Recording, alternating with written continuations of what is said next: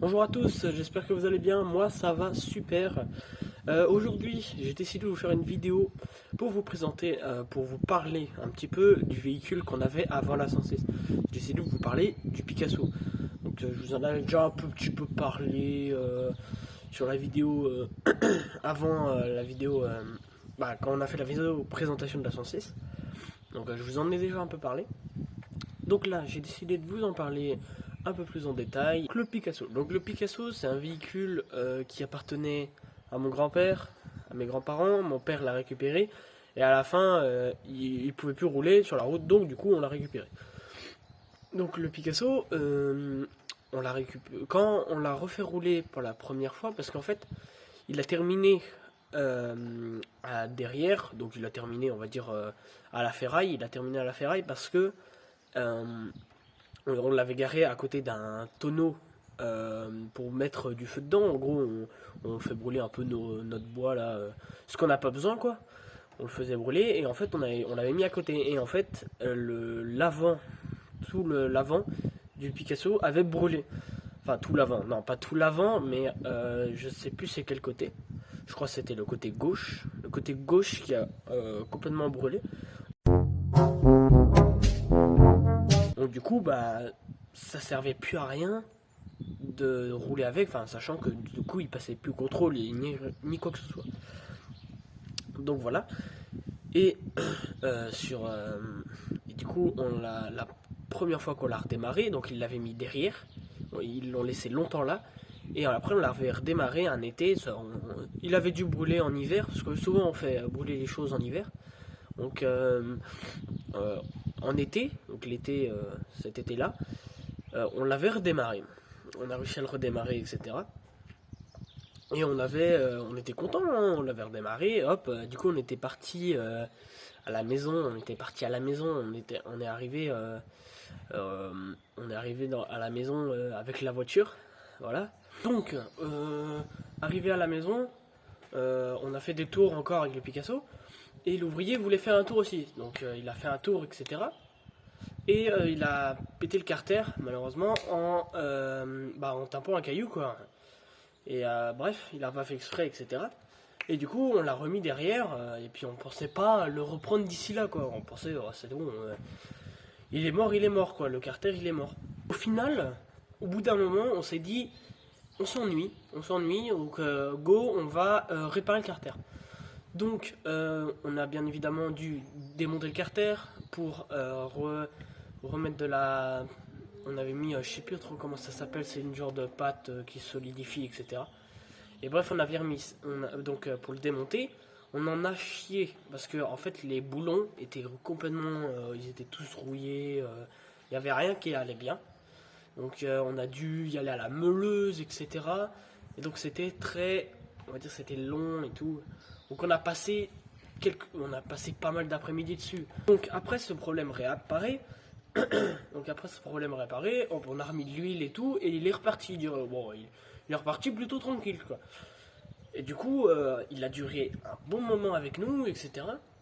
Et on a eu pas mal, on a eu rien en problème, quoi. Je crois on a même pas eu un seul problème, hein. Après, je crois pas. Ou du moins, je m'en rappelle pas. Bref. Et après, à un moment, quand même, on a eu un petit souci. Bon, à partir d'un certain temps, quand même. À un moment, le levier de vitesse, il, il était grippé, si vous voulez. On n'arrivait pas à passer la vitesse correctement. Elle était super dure à passer la vitesse, etc. Bon, du coup, ça, voilà. Et au final, on a décidé de pas jeter plus de coups d'œil. On voulait pas s'embêter avec ça. On arrivait à passer la vitesse, tout allait bien. Jusque-là, ça allait. Donc en vrai, ça allait. Donc on a laissé comme ça. Donc il y avait un truc qui allait mieux que la 106, c'est qu'il y avait un frein à main. Ça, le frein à main, c'est vraiment, ça change tout, c'est ce qu'il y a de mieux. Quand tu fais du frein à main, ça, c'est génial. Donc je ferai peut-être une vidéo sur la 106 parce qu'on a envie de remettre le frein à main. Donc je ferai une vidéo sur la 106 pour que vous sachiez un peu ce qu'on va faire dessus. Donc voilà. Donc ensuite, après sur le Picasso, à un moment, on a décidé de mettre un pot d'échappement. Parce qu'en fait, il n'y avait plus de silencieux. Il y avait un silencieux, mais après, il n'y avait plus de silencieux. Du coup, on voulait mettre un max. Enfin, comment on voulait faire un maximum propre. Donc en fait, on a fait sortir le pot d'échappement. Vous savez, comme un peu les tracteurs. Je vous mets des images et des vidéos à l'écran.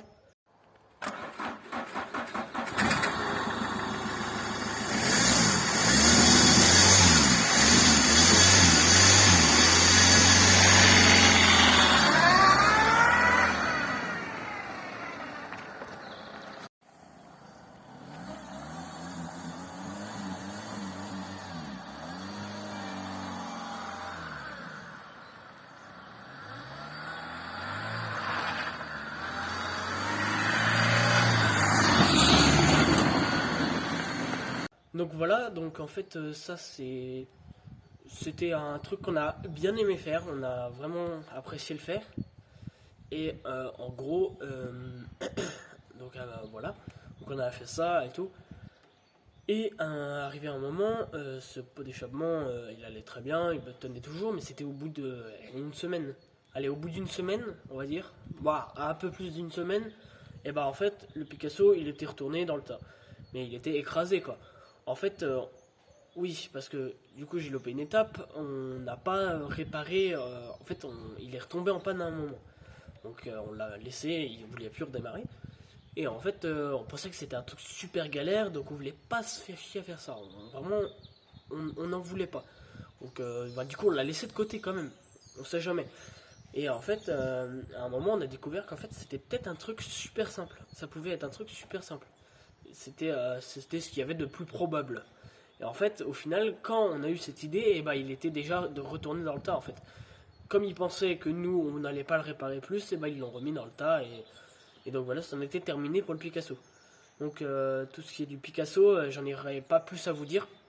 Donc pour le Picasso, c'est vraiment tout ce que j'aurais à vous dire. Et je pense que il a bien tenu avec nous. Et puis bah voilà quoi. Ensuite, dans cette histoire avec le Picasso, et ben dans toute l'histoire aussi, il y a un moment où on a récupéré un Peugeot Partner. Donc Peugeot Partner qui était vraiment pas en état. Hein. Il n'était pas en état de fonctionner, rien de bien. Et en gros, on a réussi à le redémarrer. On est resté 3 après-midi en tout à essayer de le démarrer. À chaque fois, il se lançait, mais au final, il se lançait pas. Et après, voilà, il s'est lancé quoi. Et au moment où il s'est lancé, on est allé jusqu'au hangar pour regonfler les pneus parce que les pneus étaient à plat.